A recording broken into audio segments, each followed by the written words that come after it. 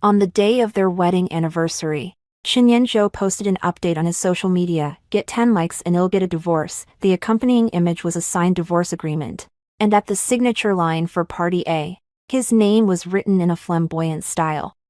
Like a decree severing all ties of affection, I stared at that social media post for a long time. The light from the screen stung my eyes, and I instinctively rubbed them. My fingertips touched something wet, and I realized I was actually crying. No. That's not right. I wasn't crying, I was laughing so hard that tears came out. 10 likes. Shinyenjo, are you kidding me? I opened that moment's post, found the heart-shaped icon in the lower right corner, and decisively pressed it. The page gave a slight jump, and my avatar appeared in the list of likes. The first one. Screenshot. Save. The action completed in one go. Then I exited the moments and opened the chat window with Shinyenjo. The last message was still from a week ago, where he said, "I won't be back tonight." And I replied with a simple okay. Those two dry words felt like our already dead marriage. I typed a few words and hit send. Shinyenjo, I liked it. See you at the Civil Affairs Bureau, the message showed as read. And almost simultaneously, my phone began to vibrate wildly. I didn't answer. I switched my phone to silent, placed it on the table, and turned to walk towards the cloakroom. After 3 years of marriage, my belongings were pitifully few. Not even a suitcase was full. The jewelry that Shinyenjo had given me was neatly arranged in the jewelry cabinet, and I hadn't taken a single piece. Those things were never meant for me. They were for the title of Mrs. Shin.as. I passed the entrance. I saw that wedding photo. I in the photo. The girl smiled with her eyes and brows curved, half embraced by the man beside her, her gaze filled with dreams of the future. At that time, Shinyenjo would also smile, the corners of his mouth slightly raised, not exactly gentle, but at least resembling a groom. 3 years. 3 years is enough to turn a girl full of joy into a woman with a blank expression. I turned the wedding photo over, facing the wall. As I dragged my suitcase to the door, I took one last look at this home I had lived in for 3 years. A house of over 200 square meters, every inch exquisite and expensive, yet not a single inch made me feel warm. The sound of the door closing behind me was very soft, like a sigh, but I didn't turn back. Chapter 1. I sat in the taxi, my phone still vibrating. Shinyenjo had called 7 times and sent 12 messages. I didn't look at a single one. I just deleted our chat history, not blocking him, not unfriending him, just erasing the conversation, because I suddenly felt that those and not coming back were taking up space on my phone that simply wasn't worth it. The driver glanced at me in the rearview mirror, probably thinking that a young woman dragging a suitcase with red-rimmed eyes out late at night was likely having a fight with her husband. He didn't ask much, just quietly turned down the music in the car. I was quite grateful for this silence. Outside the car window, the city was ablaze with lights. Neon signs sliced the night into countless fragments, reflecting on the window like a series of blurred watercolor paintings.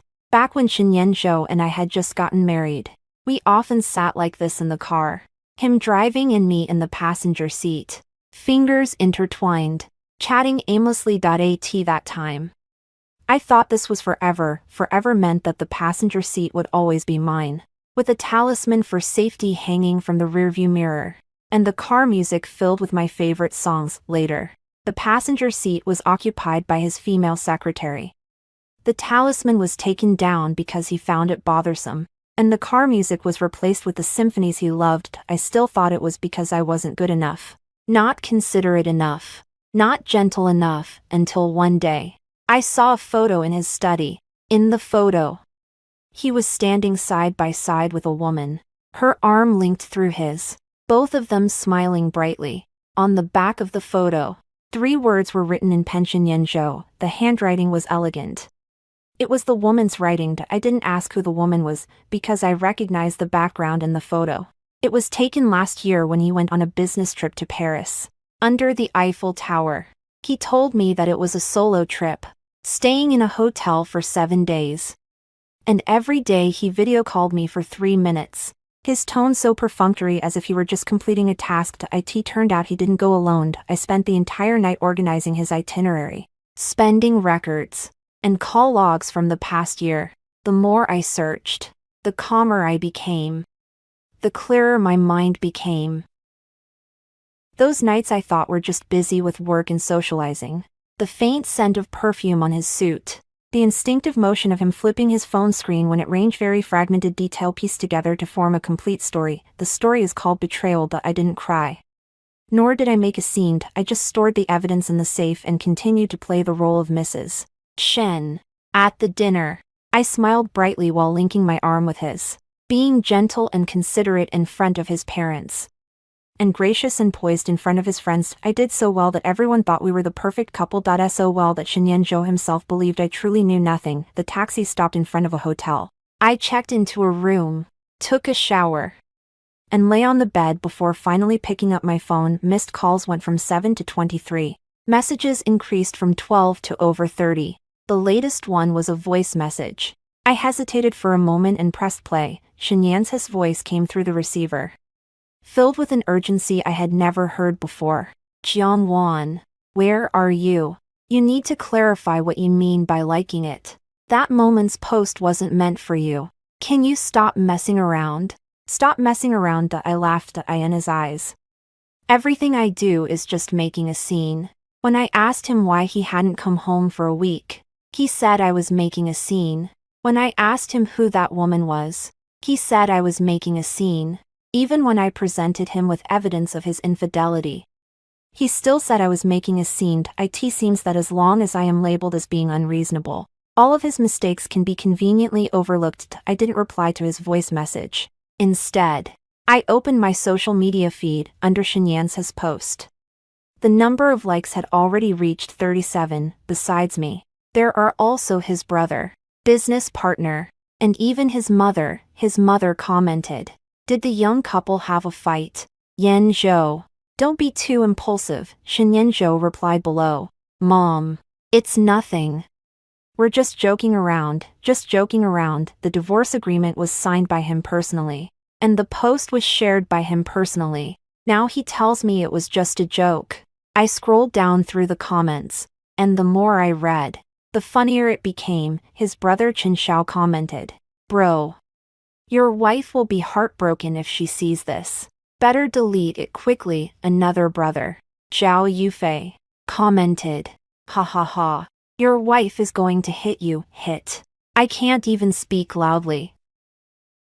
Shinyan Zhou outside says I'm gentle and well-behaved, never losing my temper, with a tone that carries a sense of pride, as if to say, my wife is very obedient. He really thinks I'm gentle and well-behaved. He really thinks I will never leave, because for the past 3 years, I have indeed been too easy to talk to. He said he wouldn't come back for dinner, and I said okay. He said to cancel the anniversary trip, and I said okay. He said that woman is just a friend, and I also said okay. I said too many good things, and in the end, he thought I had no bottom line. The phone vibrated again. Shinyan Zhou sent a new message. Jiang Wan, if you come back now, I can pretend today never happened, pretend it never happened. I stared at the line of text for a long time, suddenly feeling a wave of nausea. This man can't even apologize. He will never say I was wrong. What he says is I can pretend it never happened, as if I were the one who made the mistake. As if he were granting me a favor, a chance to continue being Mrs. Shinda. I replied with 2 words. No need. Then I opened the notes app and began to write a list on the divorce agreement. Shinyan Zhou only wrote about the division of assets. The house belongs to him. The car belongs to him. The company shares belong to him. And the savings are to be split equally as marital property. It seems fair, but I know that most of his assets were put into trust before the marriage, and the joint property after marriage is just a drop in the bucket. He thinks I don't understand anything. He thinks that as long as I get a few million in settlement money, I will obediently sign and walk away. He doesn't know that I spent a whole year thoroughly investigating the flow of all his assets, tax loopholes, and business violations. Those things are enough to turn him from Mr. Chen into just Shinda. I spent a year sharpening a knife. Now it's time to reveal it. Early the next morning, I made an appointment with a lawyer. Lin Shisha is my college roommate and the best divorce lawyer in the city. She has handled over 100 divorce cases, with a success rate of 97%. The remaining 3% didn't lose. But rather the client settled midway. She was waiting for me in the cafe downstairs from the law firm, with 2 cups of Americano in front of her. Have you really made up your mind? She pushed 1 cup of coffee towards me. I saw that post from Xinyan Zhou too.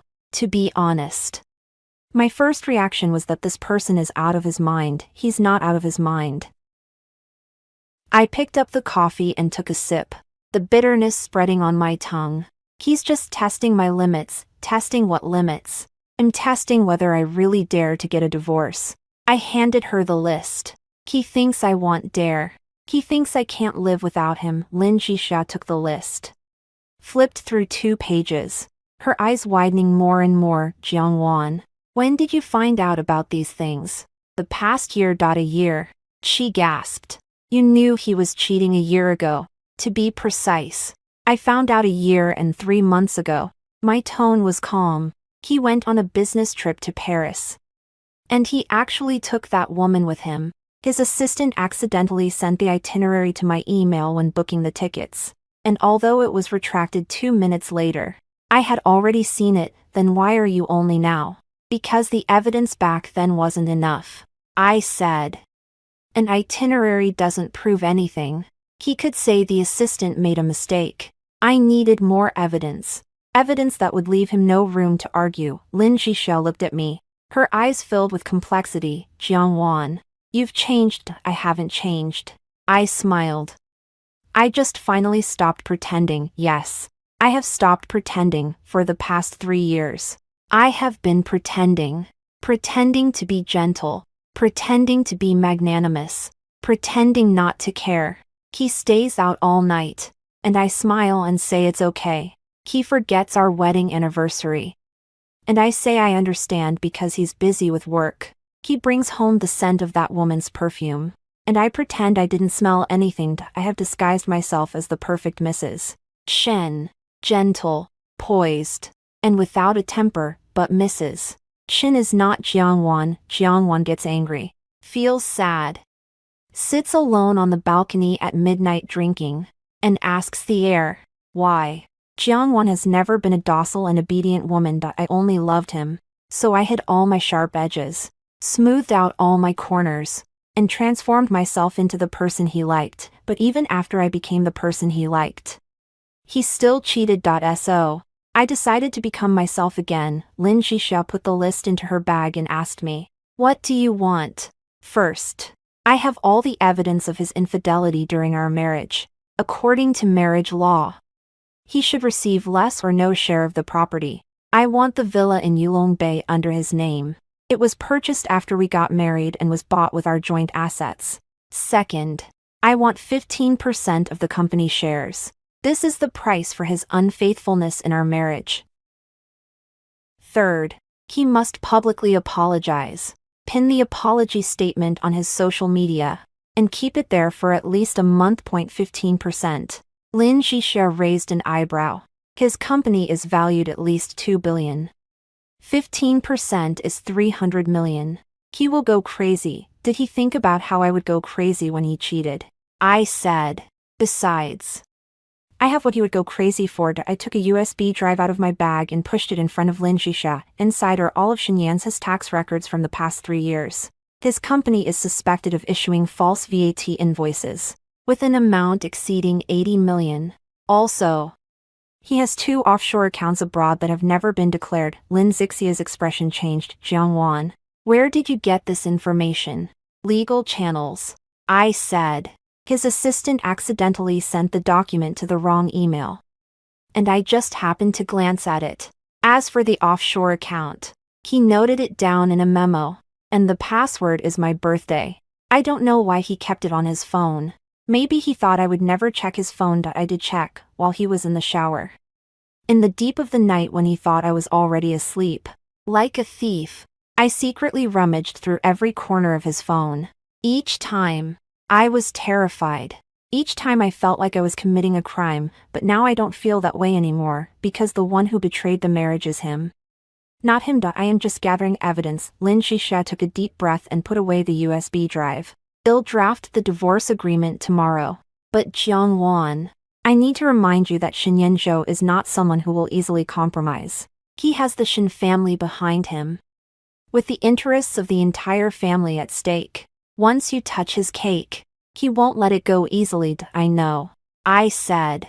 So I still have one card left to play. What brand? I looked at her and slowly revealed a smile. Lin Xixia. Do you remember what award I won in our sophomore year? She was taken aback for a moment.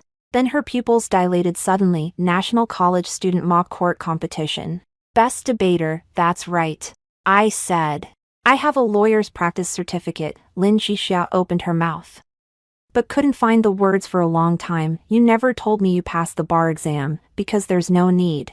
I said. After I married Shen Yanzhou, he asked me not to work and to be a full-time housewife. So I really spent 3 years at home as a full-time housewife, arranging flowers, cooking, and waiting for him to come home. I paused for a moment, my voice softening, but he doesn't know that during all those times I waited for him to come home, I was reading. In 3 years, I passed the CPA exam, obtained my lawyer's qualification, and even learned 2 foreign languages. Lin Xixia's eyes turned red. Jiang Wan. Don't pity me, I said. I don't need pity. What I need is to win. Yes. I want to win, not for money, not for revenge, and not even to prove anything. I just want him to know that the woman he has let down was never a disposable accessory. I am Jiang Wan. I deserve to be treated well. What he cannot give me, I will provide for myself. Chapter 2. When Shen Yanzhou found the hotel, I was having breakfast. The hotel's buffet restaurant was spacious, and I sat by the window, sunlight streaming in through the floor-to-ceiling glass, landing on my shoulders. In front of me was a bowl of plain congee, a small dish of pickles, and a boiled egg. Simple enough for a woman who was in the midst of a divorce. Perhaps he should have seen a disheveled Jiang Wan, with tear-streaked cheeks.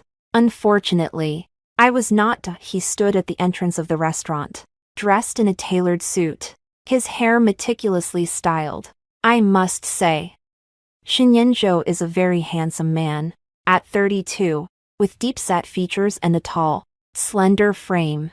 He exudes a certain preciousness and aloofness unique to the elite class. Such a man is the center of attention wherever he goes, but at this moment, the expression on his face was not pleasant. There was anger etched between his brows, and his jawline was tightly clenched, as if he were struggling to endure something. As he walked towards me, his steps were quick, the sound of his leather shoes echoing sharply against the marble floor. A few guests around glanced up at him, then lowered their heads to continue their breakfast. He sat down across from me, neither ordering food nor speaking. I continued to sip my porridge, one spoonful at a time. Leisurely. Jiang Wan. He finally spoke, his voice deep and slightly hoarse, as if he hadn't slept well. Have you had enough of the fuss? I'm having breakfast, I said. If you're not planning to eat, you can leave first. He stared at me for a few seconds, then suddenly reached out and pushed my bowl of congee aside. What do you really want? He said. That post on Moments was taught to me by Chen Shao. He said it would make you bring up the divorce. I didn't actually intend to go through with it. I just wanted to see if you cared. But look at you. Not only do you not care, you even liked it. I put down the spoon and looked into his eyes. So, you posted that on Moments to test whether I still care about you. Yes, then what if I don't care? His expression froze for a moment. You don't care. He repeated my words, a hint of disbelief in his tone. Jiang Wan, you don't care about me. Do you think I should care? I retorted. You are not home 5 days a week. And when you do come back, you don't even talk to me. Your phone is locked. Your computer is locked. Your study is locked. You never celebrate any holidays with me, not even remembering my birthday. You tell me, should I care about a husband like this? Chen Yan's his brows furrowed even tighter. I am busy with work. You're busy with work. But you have time to take her to Paris. The air suddenly fell silent, his pupils constricted slightly, and his Adam's apple bobbed. What Paris? What are you talking about? Shen Yanzhou. Stop pretending.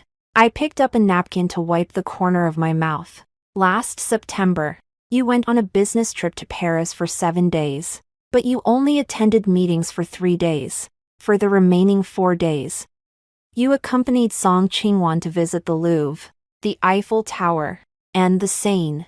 You bought her a Cartier bracelet for 48,000 euros. That transaction record was made using the company's business card. Charged to the marketing expenses. His expression changed. It wasn't surprise, but shock. He probably didn't expect me to know the details so well. Nor did he think I would remember the amount so clearly. How did you know? His voice dropped, carrying a hint of danger. Take a guess. I smiled. I stood up, picked up my bag, and prepared to leave. He suddenly stood up and grabbed my wrist. Jiangwan, listen to me. Let go. My voice is not loud, but very cold. He was stunned. For 3 years, he had never heard me speak in this tone. In the past, when he held my wrist, I would blush and lower my head, secretly happy that he was willing to touch me. Now, when he holds my wrist, I only feel disgusted. He let go of his hand. I walked away without looking back. As I walked out of the restaurant, my hands were trembling. It wasn't fear. It was anger. All the emotions I thought I had digested surged back the moment I saw him. Paris, Cartier, the Eiffel Tower. These words were like knives, cutting into my heart one by one. But I didn't look back, because I knew that once I looked back, I would lose. Back in the room, Lin Xixia sent a message. Chen Yan's lawyer contacted me. It's Zhou Mingyuan, the most expensive divorce lawyer in the city, specializing in high-end divorce cases, charging 5,000 per hour. Chen Yanzhou hired him, indicating that he finally realized this matter was not a joke. I replied with one word.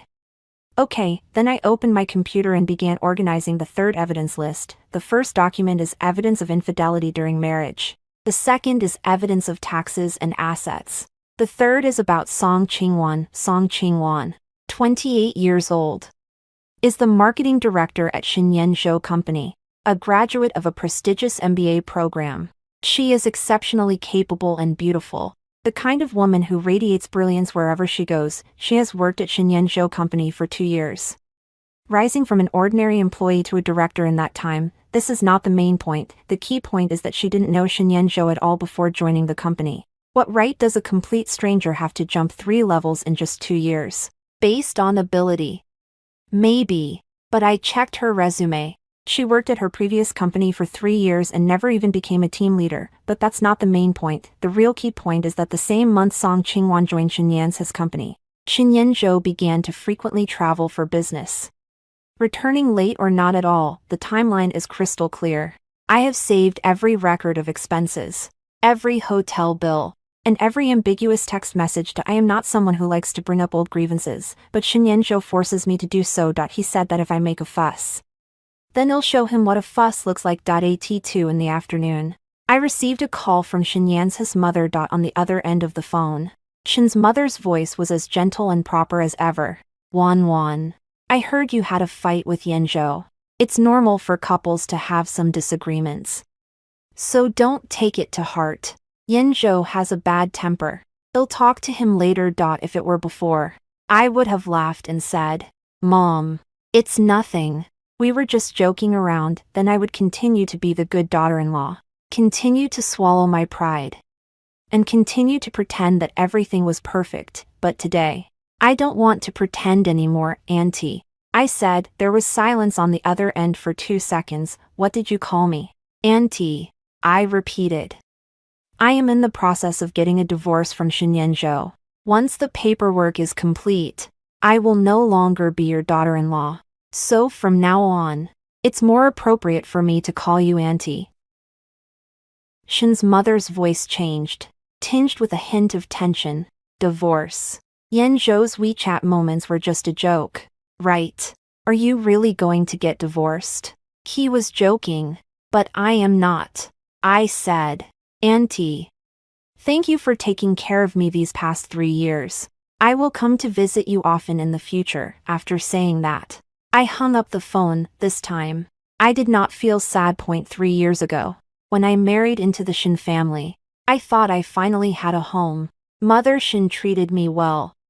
And although Father Shin was serious, he was polite enough. I believe they genuinely accepted me and regarded me as part of the family. Later, I learned that the reason Mother Shin treated me well was that I was the daughter-in-law she had chosen. What she valued was not me as a person, but my birth chart. The master said my birth chart was favorable for Shin Yanzhou and could help his career soar. I truly was beneficial to him after marrying him for 3 years. His company's market value tripled. His way of repaying me was by cheating. That night, Shin Yanzhou called again. This time I didn't hang up. I answered, Jiang Wan. His voice sounded very tired. You come home, and let's have a good talk. You speak, let's talk in person, then let's meet at the law firm. I said, tomorrow at 10 in the morning. At Lin Zixia's office. Bring Zhou Mingyuan with you. You hired Lin Zixia. He paused. Aren't you friends? Isn't it a breach of professional ethics for her to take your case? I'm friends with her. That doesn't affect her being my attorney. I said.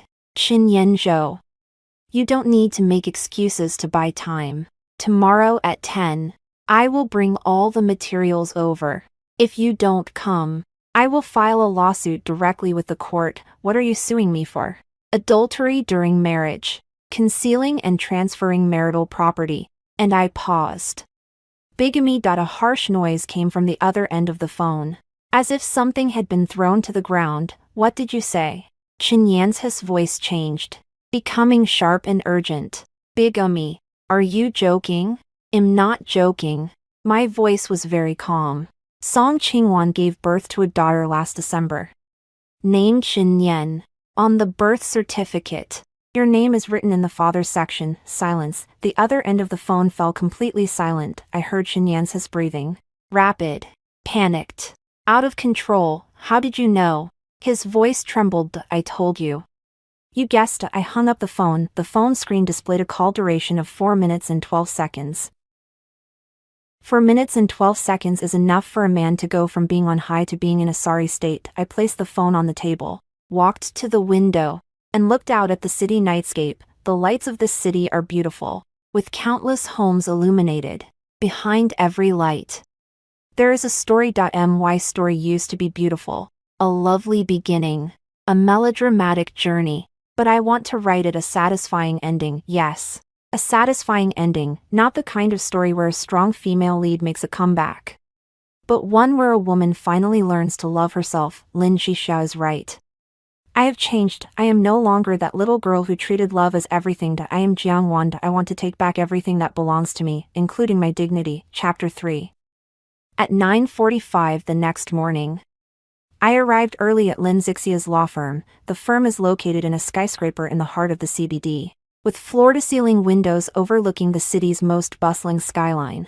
Lin Zixia's assistant poured me a glass of water, and I sat on the sofa waiting, flipping through the printed evidence materials in my hands. A thick stack, 137 pages. Every page is a knife handed to me by Shin Yanzhou himself. He just doesn't know it. At exactly 10 o'clock, the door to the conference room was pushed open. When Shin Yanzhou walked in, I barely recognized him. It had only been a day since I last saw him, but stubble had already sprouted on his chin.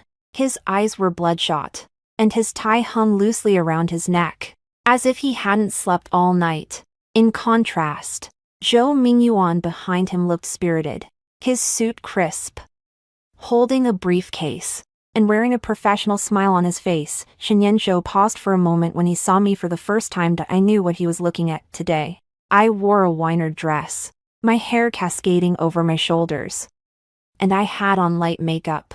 I was no longer the plain-faced Jiang Wan who always wore light-colored clothes, but a stranger, a woman who made him feel uneasy. He sat down across from me, his gaze fixed on me with a complex expression. Jiang Wan.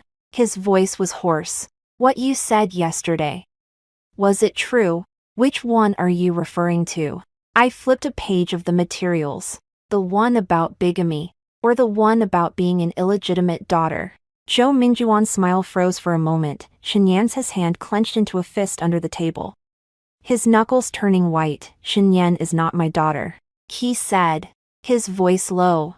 Don't believe the rumors. I pulled a piece of paper from the materials and pushed it to the center of the table. It was a DNA paternity test report, issued by the Municipal Judicial Appraisal Center. Dated 3 months ago, the results showed a 99.99% probability of a parent-child relationship between Shenyan Zhou and Shenyan. This is a copy I obtained from the Judicial Appraisal Center. I said, if you have any objections, we can apply for a reevaluation. Shenyan's face turned completely pale. He stared at the report as if it were something that should not exist. His lips moved a few times, but in the end, he said nothing. Zhou Mingyuan reached out to take the report, examined it carefully, then set it down and cleared his throat. Ms. Jiang, we need to verify the source of this material. It cannot be used as evidence without confirming its legality. Of course. I smiled. So I prepared some other things as well. I pulled out a stack of materials and pushed it over. This is the hotel stay record for Shenyan Zhou and Song Qingwan over the past 2 years, totaling 47 times. Among them, 35 times were in the city, and 12 times were out of town. Each time, they registered under the name of a married couple, and I have retrieved some hotel surveillance footage that can prove they indeed stayed in the same room. This is the record of Shenyan's purchases of jewelry, clothing, and luxury goods for Song Qingwan, with a total amount exceeding 3 million yuan. All this money comes from Shenyan's personal account and belongs to the couple's joint property. This is the testimony of Song Qingwan's neighbor, confirming that Shenyan Zhou visited her place at least 3 times a week and often stayed overnight. The neighbors believed they were a couple, and Song Qingwan also referred to Shenyan Zhou as her husband. This is the birth certificate of Song Qingwan's daughter, with Shenyan's name written in the father's section. I placed the last piece of paper on top, and this is a photo of Shenyan Zhou and Song Qingwan taken during last year's Qixi festival. In the picture, Song Qingwan is wearing a diamond ring, and the purchase record for this ring shows that Shenyan Zhou bought 2 identical ones at the same time. One was given to Song Qingwan, and the other. I extended my left hand, the ring finger empty. The other one was given to me. Our wedding rings. The conference room was so quiet that I could hear the sound of the central air conditioning. Shenyan's expression shifted from shock to fear. Yes, fear. The man finally realized that he was not facing a weeping wife, but an enemy wielding a sharp blade. Jiang Wan. His voice trembled. How long have you been investigating me? 1 year and 3 months. I said. Starting from the first time you took that woman's call in the study. Thinking I couldn't hear you downstairs, he closed his eyes. Zhou Mingyuan flipped through the materials, his expression serious. He turned to Shenyan Zhou and whispered a few words. Shenyan Zhou shook his head, then nodded, as if making a difficult decision. Ms. Jiang. Zhou Mingyuan turned to me. My client is willing to renegotiate the property division issue. What are the conditions you propose? I pushed over the divorce agreement drafted by Lin Zhixia. First, the villa in Yulong Bay belongs to me. Second, 15% of the shares in Shenyan's company belong to me. Third, Shenyan Zhou must post an apology statement pinned to his moments, the content of which I will draft, and it must remain for at least 30 days. Fourth, Song Qingwan must resign from the company within 10 days and shall not receive any compensation from Shenyan Zhou or his affiliated companies in any form. Zhou Mingyuan looked at the agreement, his expression grim. Ms. Jiang. The request for 15% of the shares is not very realistic. My client is the founder of the company, and 15% means he could lose control over the company. He is not losing control of the company. I interrupted him. He is losing a wife, and what I am losing is 3 years of youth, 3 years of trust, 3 years of self. 15% is already a discounted price. Shenyan Zhou suddenly opened his eyes, looking at me with a gaze that held something I couldn't comprehend. You weren't like this before. He said. What was I like before? Gentle, understanding. That was an act I put on. I said. Because you like gentle, understanding women. I changed myself into someone else to make you like me. His Adam's apple bobbed. And what about now?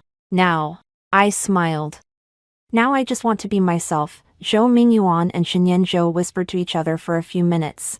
I vaguely caught a few words. Taxation, offshore accounts, Too much risk. Zhou Mingyuan's expression grew increasingly serious. And finally, he let out a long sigh. Ms. Jiang, Zhou Mingyuan said. Aside from the property division, we can accept the other conditions. However, the figure of 15% of the shares is something we need to discuss further. There's no room for negotiation. I said. Ms. Jiang, you must understand that the company does not belong solely to Mr. Shen. There are other shareholders involved. The transfer of 15% of the shares requires board approval. Then go ahead and approve it, I said. Or I can hand this material over to the tax bureau and the economic investigation team and let them approve it. Shenyanzhou suddenly stood up, his chair sliding back and crashing against the wall with a loud bang. Are you threatening me? I'm stating the facts. I raised my head and looked him straight in the eye.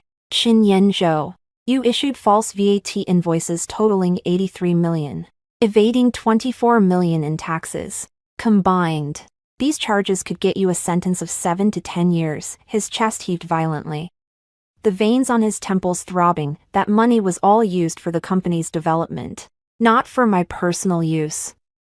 The law doesn't consider the purpose. It looks at the facts. I said. Do you think I don't know about you transferring the company's money to offshore accounts? Those 2 accounts. One in the Cayman Islands and one in Switzerland. Over the past 3 years, you've transferred a total of $42 million without ever declaring it. That amount of money could keep you in prison for a long time. He slowly sat back down in his chair. As if all his strength had been drained away, Zhou Mingyuan pushed up his glasses, his tone becoming cautious. Ms. Jiang, where did you obtain this information? I already told you. Through legal channels. I leaned back in my chair, my posture relaxed. Shenyanzhou likes to set all his passwords to my birthday. His phone password, computer password, even his bank account password. All of them. He probably thinks I would never check his stuff. Shenyan's face twisted for a moment. You went through my phone. I went through all your things. I said. Your phone, your computer, your briefcase, even the safe in your study. The password for the safe is my birthday. Shenyanzhou, aren't you being a bit too lazy? He opened his mouth, but no sound came out. At that moment, this man finally broke down completely. I had seen Shenyanzhou in many different lights. The way he strategized during business deals, the way he was spirited at banquets, the way he was cold and distant towards me.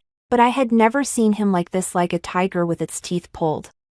All pride and confidence drained away, leaving only raw embarrassment. What do you want? He asked hoarsely. I just said it. Besides that, he stared at me. What do you want? Money? A house? Shares? Or do you just want to see me dead? I was silent for a few seconds, then slowly shook my head. Shenyanzhou, do you still not understand? Understand what? The things I want. You can't give me. He frowned, looking completely confused. I want a loyal husband. I said. I want a marriage built on trust. Want a home, a truly warm home, not a cold mansion. These are things you have never given me. His lips moved slightly, as if he wanted to say something, but in the end, he said nothing. So now, I just want what I deserve. I stood up and packed the materials into my bag. You have a week to think about it. After a week, if there is still no response, I will file a lawsuit directly with the court. And I will also report you to the tax authorities and the Public Security Bureau under my real name. I turned and walked towards the door. Jiangwan, his voice came from behind, carrying a fragility I had never heard before. I stopped in my tracks, not turning around. What if I say I'm sorry? I'm sorry for what? I asked. For everything. I chuckled. Shenyanzhou, do you know how long I've been waiting for these 3 words? He didn't say a word. I waited for a whole year and 3 months. I said. On every night you didn't come home. In every moment I saw that woman's photo. In every instant I thought you would explain, apologize, or make amends. I waited until my heart turned cold, until my tears ran dry, until I finally understood it's not that you can't apologize. It's that you don't think you're wrong, you think you're not wrong because you've never regarded me as an equal. I am your wife. But I am also your accessory. Accessories don't need respect. Don't need explanations. Don't need apologies. I turned around and looked at him. He sat there like a prisoner on trial. Now you're saying sorry. Not because you truly feel you were wrong, I said, but because you've realized you have something to lose. Your money, your reputation, your freedom. You're not apologizing to me. You're apologizing to those things. His eyes were red. I didn't know if it was regret or fear. Perhaps it was both. But I didn't care anymore. Goodbye. Shinyenjo. I pushed the door open and walked out. The corridor was long, and the sound of my high heels echoed crisply against the floor. Each step was steady, without hesitation. Without looking back, Lin Jixia was waiting for me at the office door. Seeing my expression, she let out a sigh of relief. Did the negotiation fall through? No, I said. They will agree. So confident. Because the thing that Shinyenjo cares about the most is exactly what I'm holding in my hand. I looked at her. He cares about money. He cares about reputation. He cares about freedom. To keep these three things, he would agree to anything. Lin Jixia pulled me into the office, closed the door, and then suddenly hugged me. Jiangwan, you look stunning today. I was hugged so tightly that I could barely catch my breath. But I still smiled. Thank you. Jixia, thank me for what? Thank you for not telling me to endure. Lin Jixia let go of me and rolled her eyes. If I had told you to endure, I wouldn't be Lin Jixia. How many times have I told you that Shinyenjo is not worthy of you?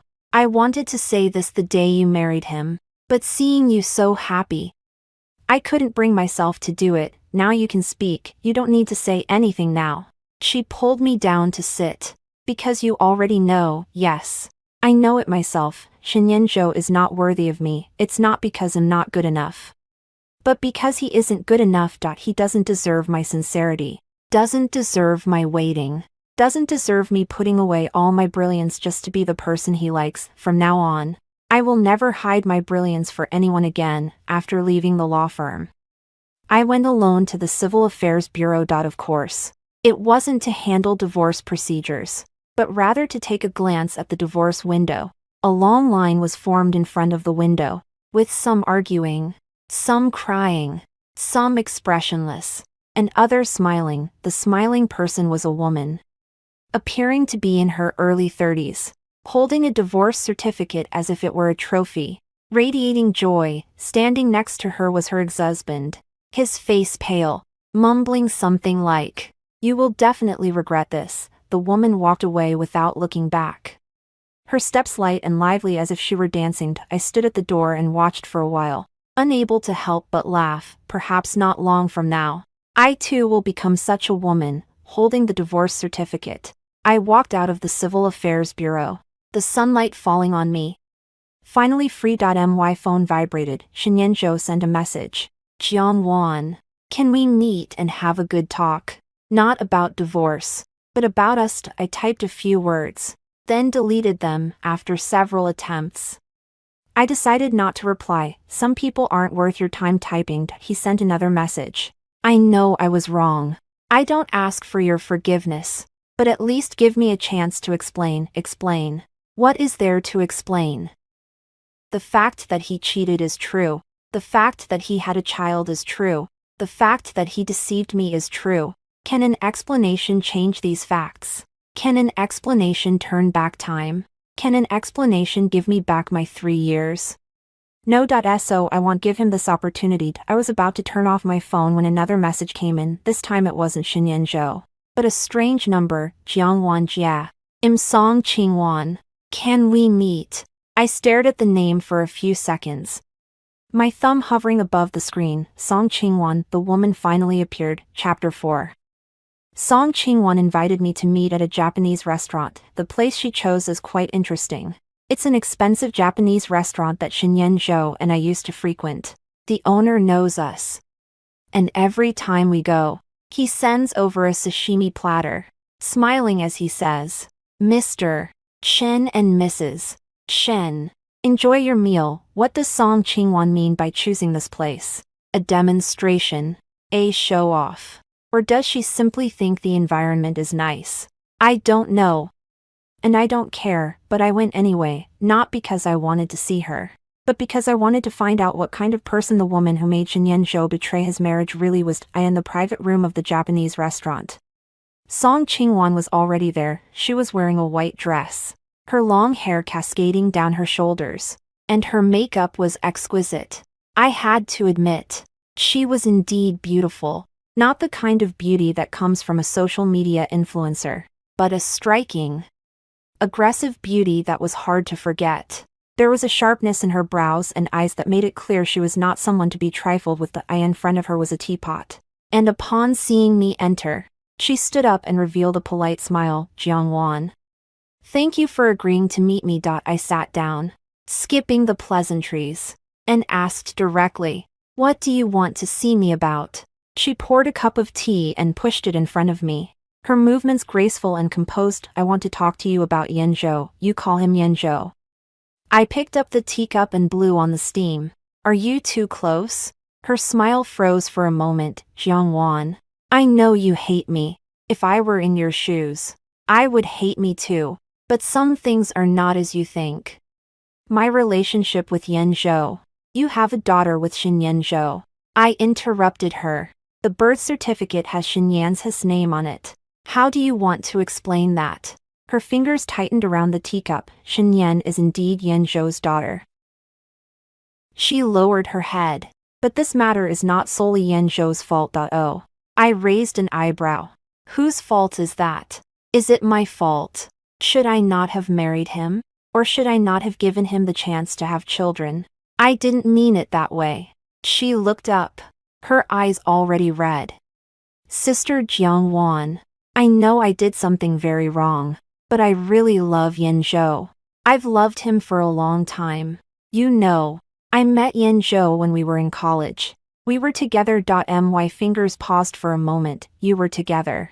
Yes. Tears fell from Song Qingwan's eyes. In my sophomore year, I got together with Yan Zhou. We dated for 2 years.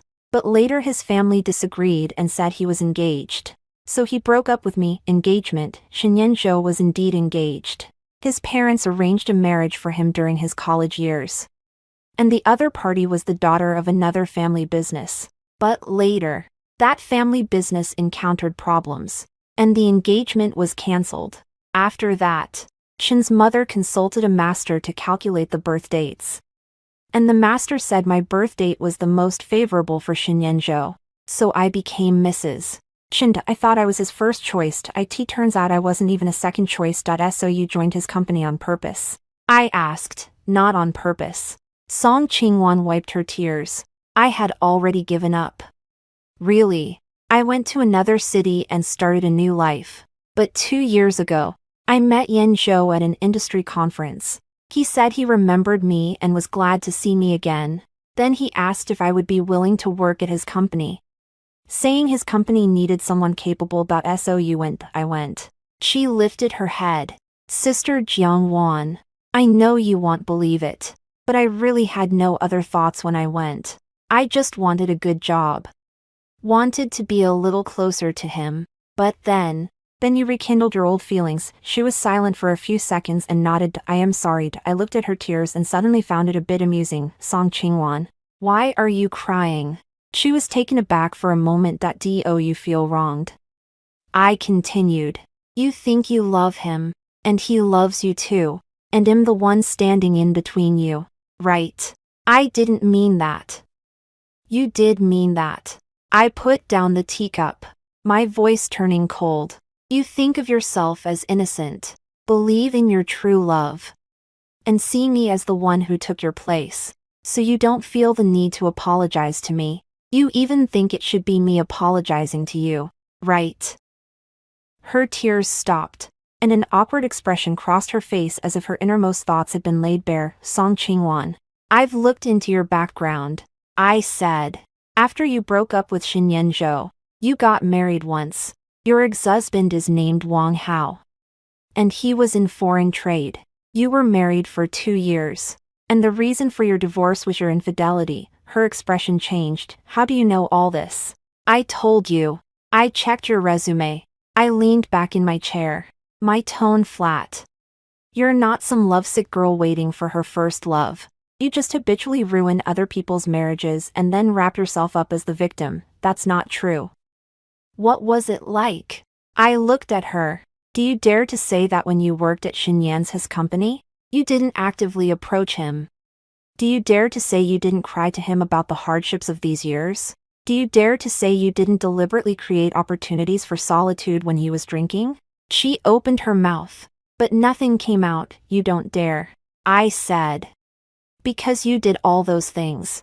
Everything you did was to make him fall in love with you again. You didn't approach him out of love. You did it to prove that you were better than his wife. Her eyes turned red again.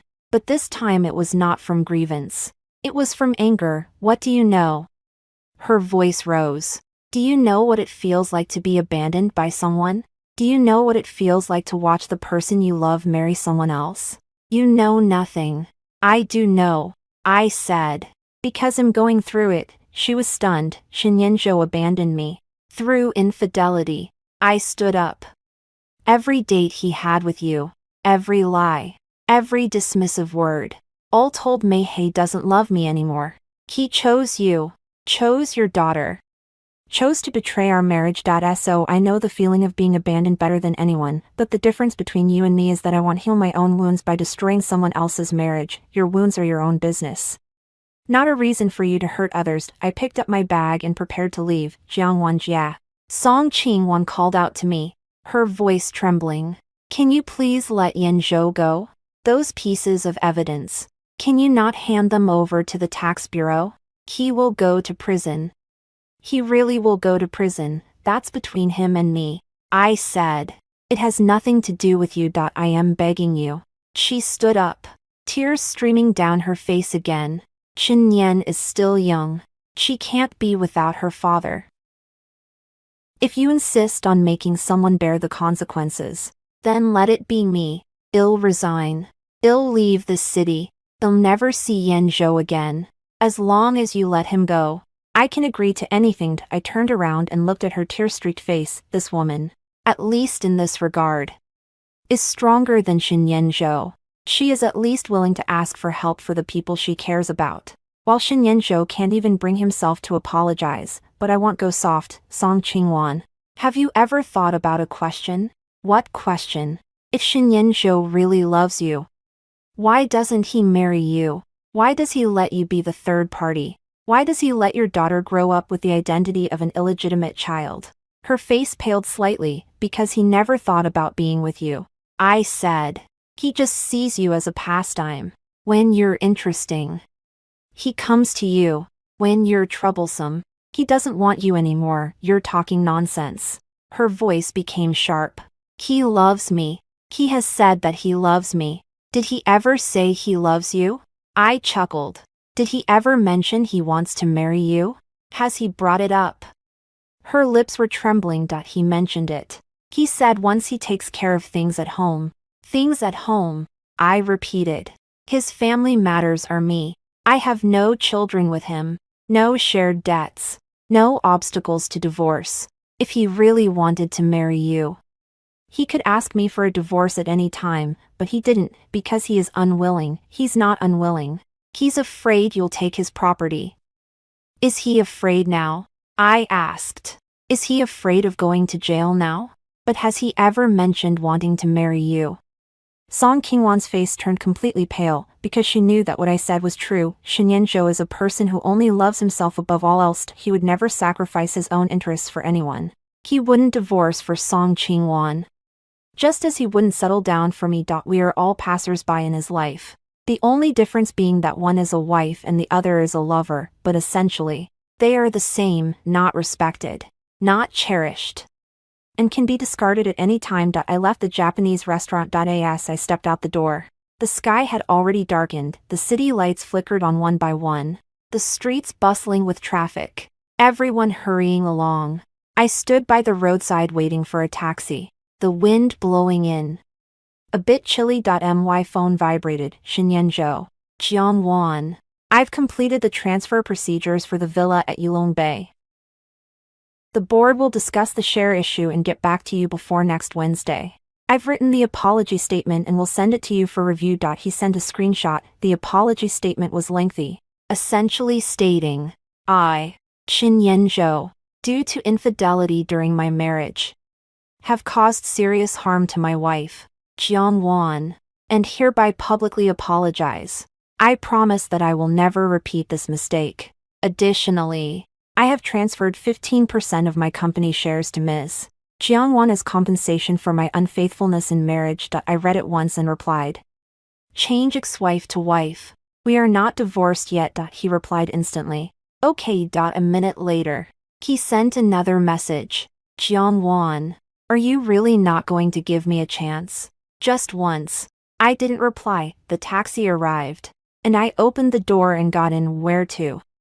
The driver asked. I thought for a moment and said, let's go to Yulong-Bay. The villa in Yulong-Bay was bought by Qin Yanzhou after our marriage, for 12 million, and it was registered in his name.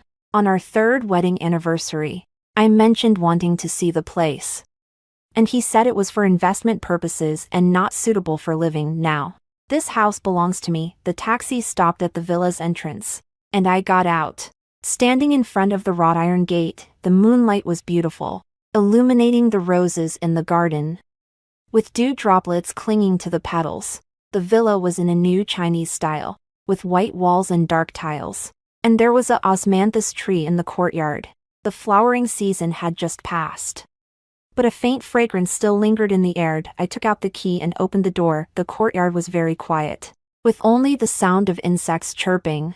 I walked along the bluestone path, pushed open the door to the living room, and turned on the lights. The moment the lights came on, I saw a bouquet of flowers placed in the center of the living room. 99 red roses. On the flowers was a card, with handwriting from Qin Yanzhou. Jiang Wan, these are the flowers I owe you from our wedding. I'm sorry for being 3 years late. I stood at the door, looking at the bouquet for a long time. Then I walked over, picked up the flowers, left the living room, and threw them into the trash can at the door. A late flower is better left ungiven. A late apology is better left unsaid. I returned to the living room, closed the door, and added Qin Yanzhou's number to the blacklist. From now on, he will never find me again unless I take the initiative to find him. And I will look for him next Wednesday, after the board meeting. Chapter 5. A week later, the board meeting of Qin Yanzhou concluded when Lin Zhixia called me. I had just come out of the gym, drenched in sweat. The share transfer has been approved. Lin Zixia's voice was filled with barely contained excitement. 15%. Not a bit less. Qin Yanzhou repurchased some shares from the other shareholders to gather this 15% to transfer to you. He now only holds 23% of the shares. Although he is still the largest shareholder, he no longer has absolute control. I paused for a moment in my motion of wiping sweat. He repurchased the shares. Yes. He spent over 100 million. Lin Zhixia said. Jiang Wan, he has really been pushed to a dead end by you, to keep that 15% from being diluted to others.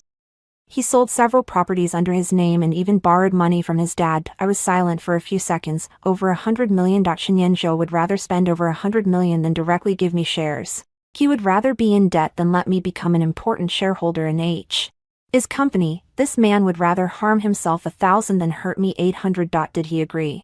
I asked. He agreed. The apology statement has also been released. I took a screenshot. Take a look. Lin Zhixia sent a screenshot. Qin Yanzhou's moments pinned a post, which was the apology statement I had seen before. The comments section was already in chaos. His brothers, friends, and business partners had all seen it. Some were surprised, some advised reconciliation, and others were just there to watch the drama unfold. Qin Xiao commented, "Bro, what happened to you? Did someone hack your account?" Qin Yanzhou did not reply. Zhao Yufei commented, "Sister-in-law is too ruthless, isn't she? 15% of the shares. Brother Qin, you've been skinned alive." Qin Yanzhou still didn't reply. There was only one comment, and Qin Yanzhou responded, "It was an avatar I didn't recognize." leaving a message that said, "Hang in there, brother." Shinyenjo replied with one word. I turned off the screenshot and said to Lin Xixia, "Is the final version of the divorce agreement ready?" "It's ready. I sent it to your email. Take a look and see if there are any changes needed. No need to look," I said. "Print it out. And we'll meet at the Civil Affairs Bureau at 9 tomorrow morning. Are you sure?" "Sure." After hanging up the phone, I sat in the gym's lounge and read through the divorce agreement from start to finish. Yulongbei Villa belongs to me. 0.15% of the company's shares belong to me. The joint savings after marriage will be divided in a 6,040 ratio, with me taking the larger share. This is the price he pays for his infidelity, and it is also my legal right. Aside from that, I waive my right to report him criminally. All the evidence regarding tax issues, offshore accounts, and fraudulent invoices will be destroyed, not out of compassion, but because I no longer want any ties with him. I let him off the hook. From now on, we owe each other nothing. Of course, there is Song Qingwan. The agreement clearly states that Song Qingwan must resign from the company within 10 days after the divorce procedures are completed, and she is not entitled to any form of compensation from Shinyenjo or his affiliated companies. If this clause is violated, Shinyenjo must pay me a penalty of 10 million yuan. 10 million yuan is enough for him to sell another apartment. He wouldn't take that risk. So Song Qingwan had to leave. I asked for whether Shinyenjo would compensate her elsewhere after she left. That was no longer my concern. A man who has to be forced to apologize. How deep do you expect his feelings to be? The next day, at the Civil Affairs Bureau, when I arrived, Shinyenjo was already waiting at the door. He was dressed in a black suit, his hair neatly combed, looking as if he were attending a funeral. Upon closer thought, he indeed was attending a funeral for a marriage. There were deep dark circles under his eyes. His complexion was sallow, as if he hadn't slept well all week. When he saw me get out of the car, his gaze flickered for a moment. His lips moved, and in the end, he only uttered two words, "Here you are." We walked side by side into the Civil Affairs Bureau, like an ordinary couple coming to get a divorce. The staff glanced at us, probably thinking we were too calm. "Not like people who were here to divorce. Do you have all the materials?"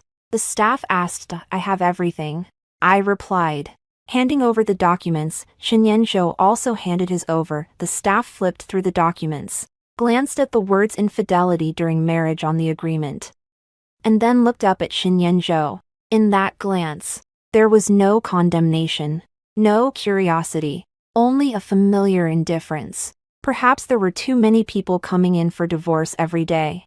Infidelity had become a commonplace matter.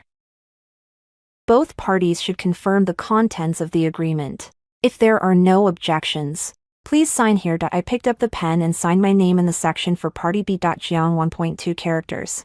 Written neatly. Shinyenjo picked up the pen, his hand trembling slightly. The tip of his pen hovered above the section for Party A, pausing for about 10 seconds, before finally coming down. Shinyenjo 0.3 characters.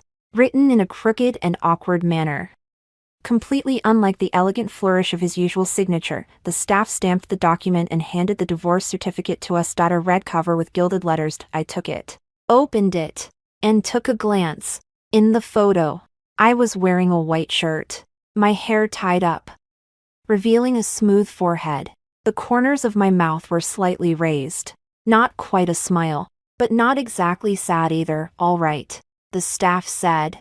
"From today on, you are no longer a married couple. And no longer a marital relationship." These few words were like a pair of scissors, snipping away the last thread of connection between Shinyenjo and me with a crisp sound. 3 years of marriage ended in a day. I stood up, tucked the divorce certificate into my bag, and turned to walk out. "Jiangwan," Shinyenjo called out to me. I stopped in my tracks. "Do you hate me?" he asked. I thought for a moment and shook my head. "I don't hate you." "Why?" His voice was soft, carrying an indescribable emotion. "I've done so many things to hurt you. And you don't hate me, because hating someone is too exhausting," I said. "I've been tired for 3 years, and I don't want to be tired anymore." His eyes were red. "But I hope you hate me," he said. "If you hate me, At least it shows you still care about me, the way you are now. Not caring about anything. I actually feel. Feel what?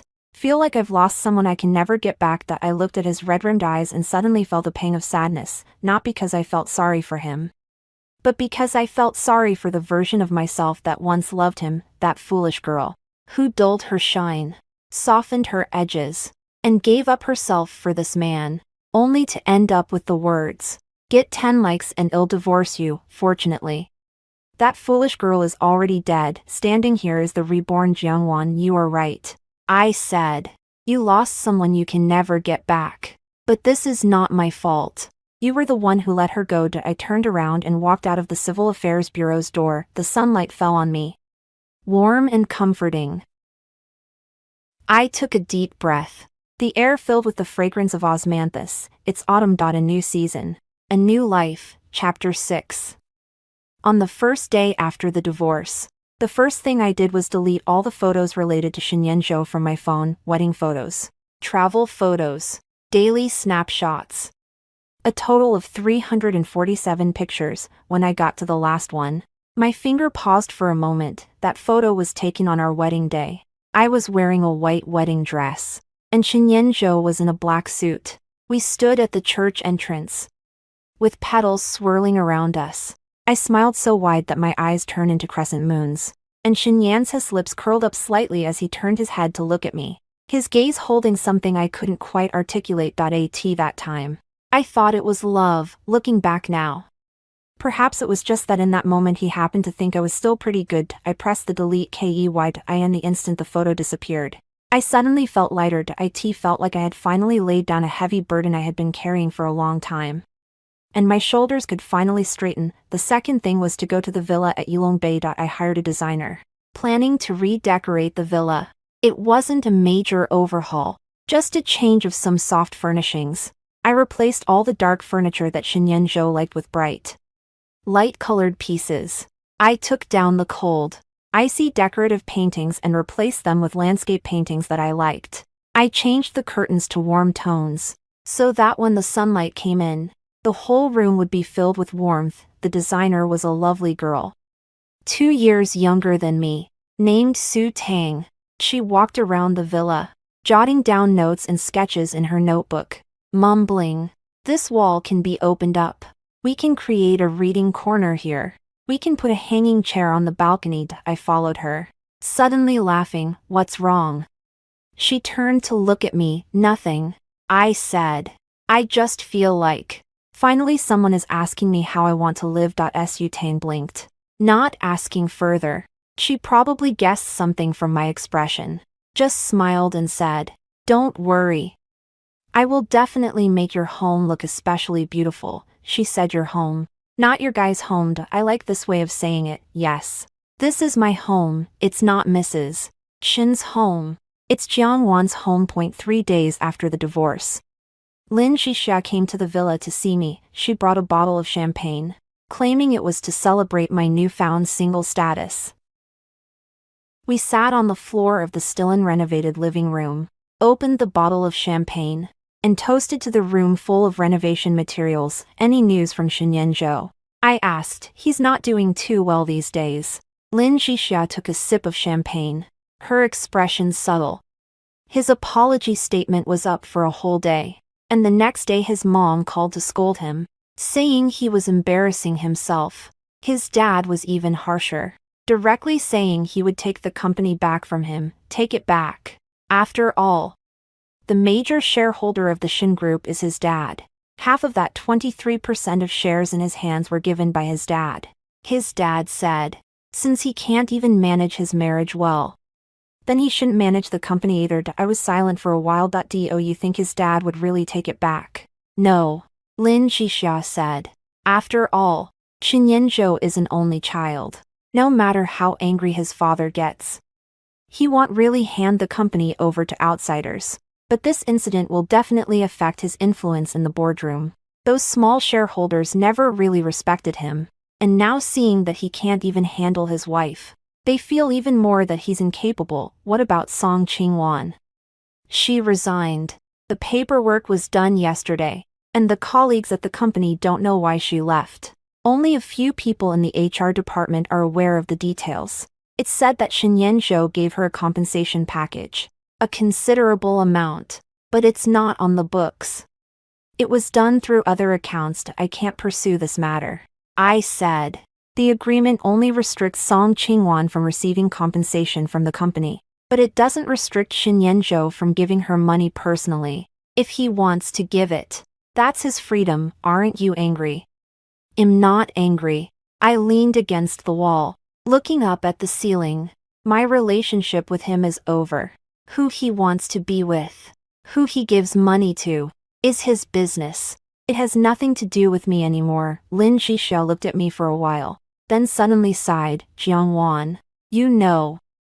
The thing I admire most about you is that when you say you can let go, you really can let go. It's not something you can just let go of. I said. When it's time to let go, don't look back. She raised her glass. Hey, race to not looking back. That I clinked my glass. Hey, race to Jiangwan. The taste of the champagne was nice. Sweet with a hint of bubbly stimulation. Divorce doesn't seem so terrifying after all. What's truly frightening is being trapped in a loveless marriage. Draining yourself day by day until you become a mere shell of a person. I almost became that way, fortunately.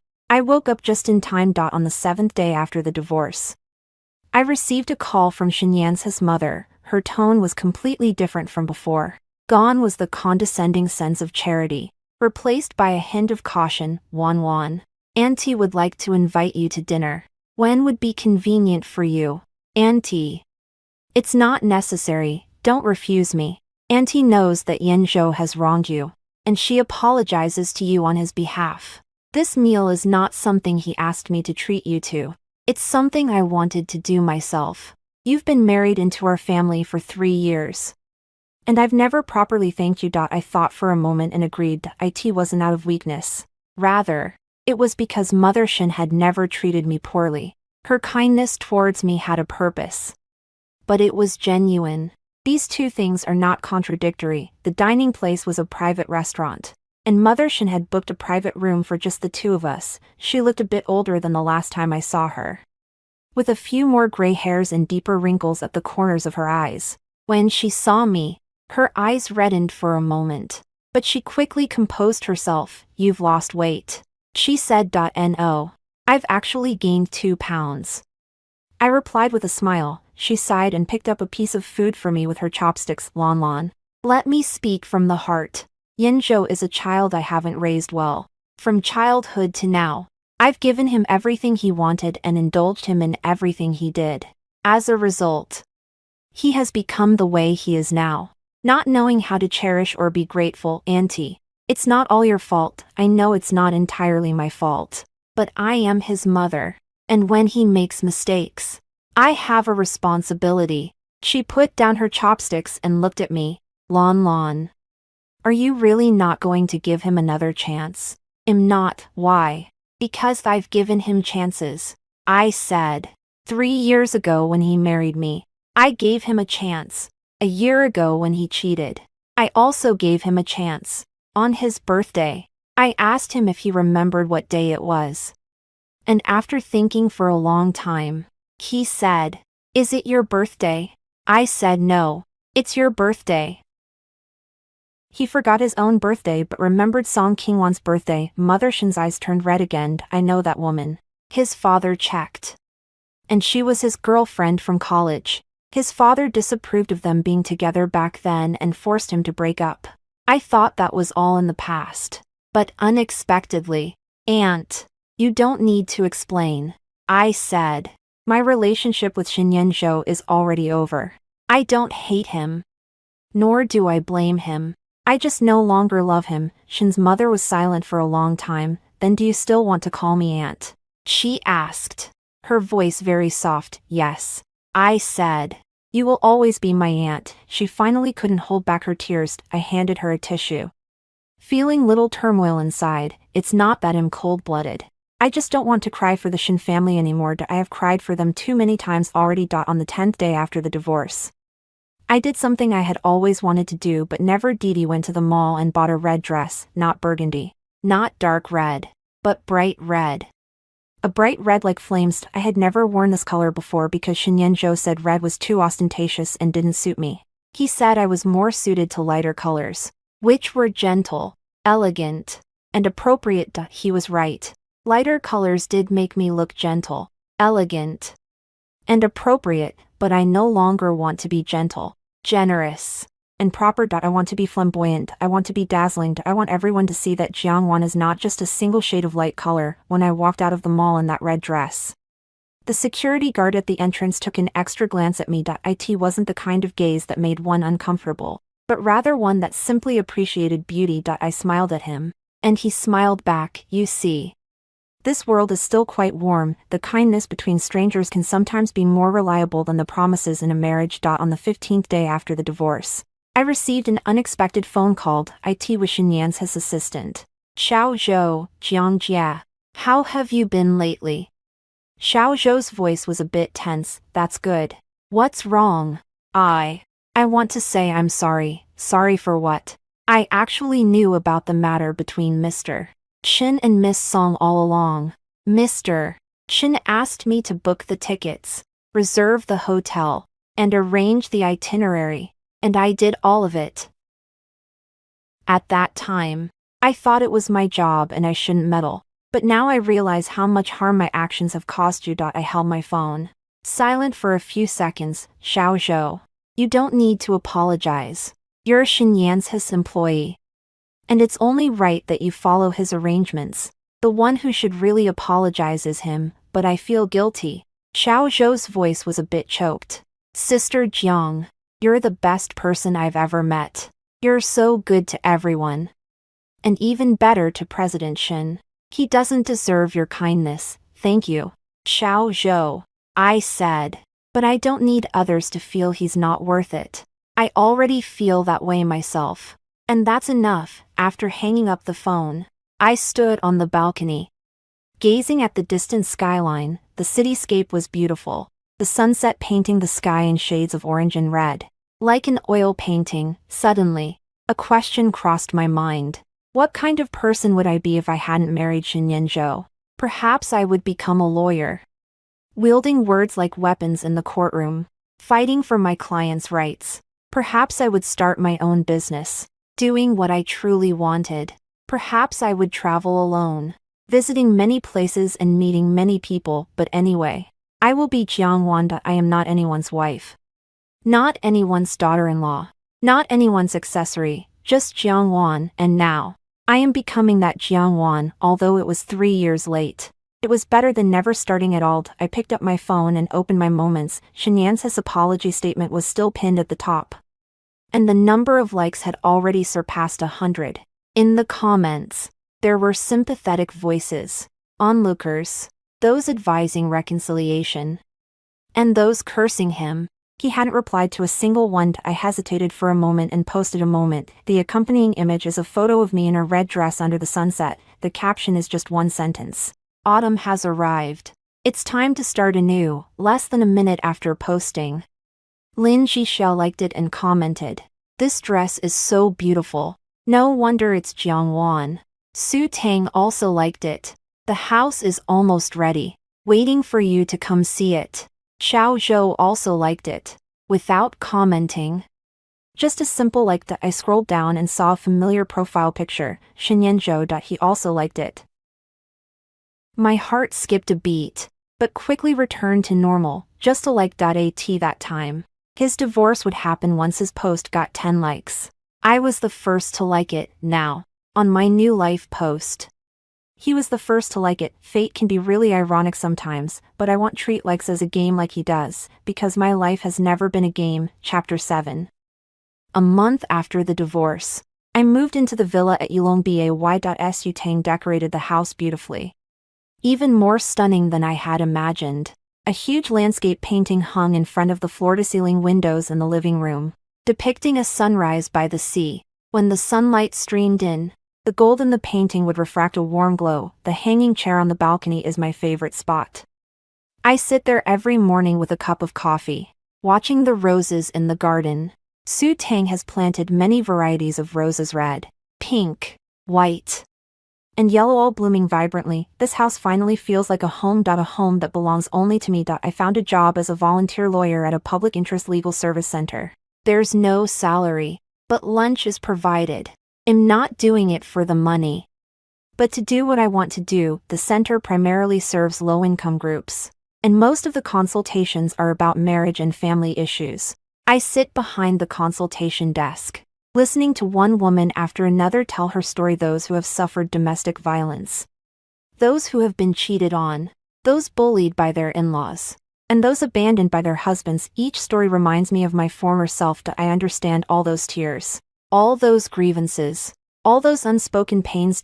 So I do everything I can to help them. I help them write complaints, gather evidence, and contact shelters. Sometimes, I just sit and talk with them, telling them, you are not alone. You are not at fault. You deserve a better life. One day, a girl in her early 20s came to me, saying her husband had cheated on her and she didn't know what to do. She cried for a long time and asked me, "Sister, am I not good enough? Is that why he went to someone else?" I held her hand and looked into her eyes. "You are great," I said. "You've always been great. His infidelity isn't because you're not good enough, but because he doesn't know how to cherish. It's not your fault, and it never will be." The girl cried even harder, but after she finished, she wiped her tears and said to me, "Sister, I want a divorce, okay? It'll help you." That night, I returned home, sitting in the swing chair on the balcony, gazing at the stars in the sky. Suddenly, I thought of Shinyan-jo, not because I was thinking of him as a person, but because I remembered how he had once treated me well when we had just gotten married. During our honeymoon, we went to Japan, and in Arashiyama, Kyoto. He held my hand as we walked through the bamboo grove. Sunlight filtered through the gaps in the bamboo leaves, falling on his face, and his expression was gentle, unlike his usual indifference. He said, "Jiang-won, we will always be together, right?" I said, "Of course I will." That time, I thought he would keep his promise, but he didn't. Promises are made with sincerity, and when they can't be fulfilled, that sincerity is still genuine. It's just that sincerity can change, and I didn't realize that. The phone vibrated. Lin Jixia sent a message. "Jiang-won, are you free tomorrow night? I have a friend who wants to meet you." "What kind of friend?" "A really good friend. He's a guy, single, handsome, has abs, and he's a lawyer." I laughed. "Jixia, I don't need you to set me up with someone. It's not about setting you up. It's just to meet some friends. Don't you think your social circle is too small since your divorce? Every day it's just work and then home, without even someone to talk to. I have you. I am not enough. You need new friends, new relationships, new possibilities." I thought for a moment and agreed, not because I wanted to fall in love, but because Lin Jixia was right. I needed new possibilities. The next night, I met that man at a bar. His name was Lu Shirhan, and he was indeed very handsome. Even more so than Shinyan-jo. He was over 6 feet tall, wearing a dark blue shirt with the sleeves rolled up to his forearms, revealing strong forearms and a subtle watch. His features were deep set, with high cheekbones, a straight nose, and thin lips, giving him an air of cool detachment. But when he smiled, that sense of coolness disappeared, replaced by a gentle warmth that put people at ease. "Hello, I'm Lu Shirhan." He extended his hand. "Lin Zixia's college classmate." "Hello, I'm Jiang-won." I shook his hand. "Lin Zixia's college roommate. She mentioned you to me." He smiled. "She said you are the coolest woman she has ever met." I glanced at Lin Jixia, and she winked at me. "Cool." I was a bit surprised. I never thought of myself as cool. "You got divorced, took 15% of your ex-husband's company shares, moved into his villa, and became a public interest lawyer." Lu Shirhan counted on his fingers. "Isn't that cool? How do you know all this?" Lin Jixia said that. He shrugged nonchalantly. "She said if I don't understand your story, I won't understand why you are the way you are now." I looked at Lin Jixia, And she mouthed 2 words. Reliable. I couldn't help but laugh. The meal was very enjoyable. Liu Shihan is a very interesting person. He speaks at a measured pace, but every word hits the mark. He asked me why I became a public interest lawyer, and I said it was because I wanted to help those who have had similar experiences to mine. Are you not afraid to remember the pain of the past? He asked. Pain doesn't disappear just because you avoid it. I said, face it, accept it, and then turn it into the strength to help others. That's the lesson I've learned. His gaze shifted slightly as he looked at me, filled with admiration and something I couldn't quite put into words. Jiangwan. He suddenly said, do you know? You're even better than how Lin Xixia described you. My face felt a bit warm, not because of a fluttering heart, but because when someone sincerely compliments you, it always makes you feel a little shy. After that meal, Liu Shihan added me on WeChat. He started messaging me. Not with those greasy, overly purposeful texts, but with very natural shares. He sent a picture of himself in the lawyer's robe he wore in court today, saying, this outfit really doesn't look good, but wearing it makes me the embodiment of justice. He sent a photo of himself working out at the gym. He does have abs, but it wasn't a deliberate flex, just a candid shot. He would also ask me how many clients I helped today and if I encountered any particularly tricky cases. I replied one by one, neither warmly nor coldly. Maintaining a distance of friendship, Lin Xixia asked me, what do you think of him? Pretty good. I said, just pretty good. Right now. It's just fine. I said. I don't want to jump into the next relationship so quickly. I need time to really think about what I want. Lin Xixia sighed. Jiangwan. You're just too rational. Is being rational a bad thing? Of course being rational is good. But sometimes love needs a little bit of impulse. I've been impulsive for 3 years. I said. I've had enough of being impulsive. Yes. I've had enough of being impulsive. I won't dive headfirst into a relationship just because someone is good looking, has decent qualities, and treats me well. I need to be sure that this relationship is worth it. Sure that this person is the right one. Sure that I won't be hurt again. Liu Shihan seems to understand this. He has never rushed me, never expressed concern that crossed the boundaries of friendship. He is just there, like a gentle light, shining neither too far nor too close. Maybe one day I will walk towards that light, but not now. Right now, I need to live my life to the fullest. First, Chapter 8. 2 months after the divorce, I made a decision to use the dividends from the shares Xinyan Zhou gave me to establish a public welfare fund. The fund is named Late Sunshine, taken from the phrase heaven shows mercy to the lonely grass.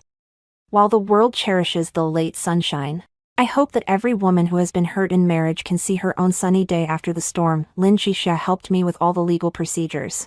Su Tang designed the fund's logo for me, and Liu Shihan introduced me to several investors. The initial funding for the fund is 5 million. Not a lot, but enough to help the first batch of women in need of assistance. The first beneficiary of the fund was the girl who had cried at the counseling center. Her name was Xiao He. 23 years old, married for a year, and her husband had cheated on her. She had no job, no savings, no house, and even her family was unwilling to take her in. When she came to the counseling center, she had only 300 yuan and a plastic bag containing a few pieces of clothing. I helped her find a lawyer, assisted her in applying for legal aid, and even helped her rent a small apartment. When she signed the contract, her hand trembled as she held the pen, and tears fell one by one onto the document. Jiangwan Jia, I will definitely pay you back in the future. There's no need to repay. I said, when you are able in the future, go help the next person in need. That's how you repay me. She nodded vigorously. In that moment, I felt that what I was doing was meaningful, not revenge, not retribution, but transforming past pain into kindness for others. This is true letting go. This is true victory. By the time the news reached Xinyan's ears, it had already been half a month that he had his assistant, Xiao Zhou, convey a message to me. President Shin said he admires you. I fell silent for a long time after hearing those words. Admiration. Do I need his admiration? I do not need it, but I accept this admiration. For it is what I deserve. I did not reply. Nor did I ask Xiaozhou to convey any message, because Xinyanzhou has completely disappeared from my world. I do not hate him. Do not love him. Do not care about him. He was just a passerby in my life. A passerby who taught me what truly matters. As autumn was coming to an end, I received a letter. A handwritten letter, with the sender's name written as Song Qingwan. I opened the envelope, and inside were 2 sheets of paper. On the first sheet of paper were the words written by Song Qingwan. Sister Jiang Wan, I broke up with Xinyanzhou. It's not because of you, but because I've come to realize one thing: never loved me. He only loved my admiration for him, my need for him, my unwavering loyalty. Once I stopped admiring him, stopped needing him, stopped being unwavering, he no longer wanted me. Thank you for helping me see this. I have left this city with Xinyan and will not be coming back. I'm sorry. And thank you. On the second sheet of paper was a drawing of a little girl's smiling face. Next to it, in a crooked handwriting, were a few words. Hello, Auntie. I am Xinyan. I read the letter once, folded it, and placed it in the drawer. Song Qingwan is not a bad person. She is just a woman who made mistakes. She has her pain, her struggles, her helplessness. But that doesn't mean what she did was right. Nor does it mean I should forgive her. I don't hate her, but I won't forgive her. Some wounds, once inflicted, can never be healed. The best ending is not forgiveness, not reconciliation, but to stay away from each other and be well in our own ways. Winter has come. The villa in Yulong Bay is equipped with underfloor heating, and stepping on it feels warm and cozy. I laid a large carpet in the living room, bought a few cushions, and nestled on it reading a book. Su Tang said I was becoming more and more like a cat, and I replied, what's wrong with being a cat? Cats are free and easy. They sleep when they want, eat when they want, and don't care about anyone's face. When Lin Xixia came to my house for a meal, she brought a bottle of red wine and a cat. This is for you. She shoved the cat into my arms. Her name is Nian Nian. She's a stray cat I found. You live alone, right? Let her keep you company. Nian Nian is an orange cat, chubby, with round eyes, purring softly as she nestled in my arms. I looked down at it, and it looked up at me. Hello, Nian Nian. I said, meow, from now on we will be roommates. Meow, make sure to get along well. Meow. Lin Xixia laughed beside her. Are you talking to a cat? Can it understand you? Yes, I said. Cats understand everything. They just don't speak, just like I used to, understanding everything, yet saying nothing. But now it's different. Now I can say what I want, do what I want, wear a red dress if I want, and keep a cat if I want. I am Jiangwan, the free, independent, and complete Jiang Wan.as for Xinyanzhou, that man who once broke my heart. He's probably regretting it somewhere, but that's no longer my concern. My story truly began on the day of the divorce, and the ending. There is no ending, because my story is still ongoing. Every day is a new beginning, and every day is worth looking forward to. The first snow of the year has begun to fall outside the window. Every year, it jumps out of my arms and runs to the window. Curiously watching the snowflakes dancing outside, I raised my glass of red wine and gently clinked it against the snowy scene outside. To freedom, I said. The snowflakes fell silently, covering the entire world, like a new beginning. End of text.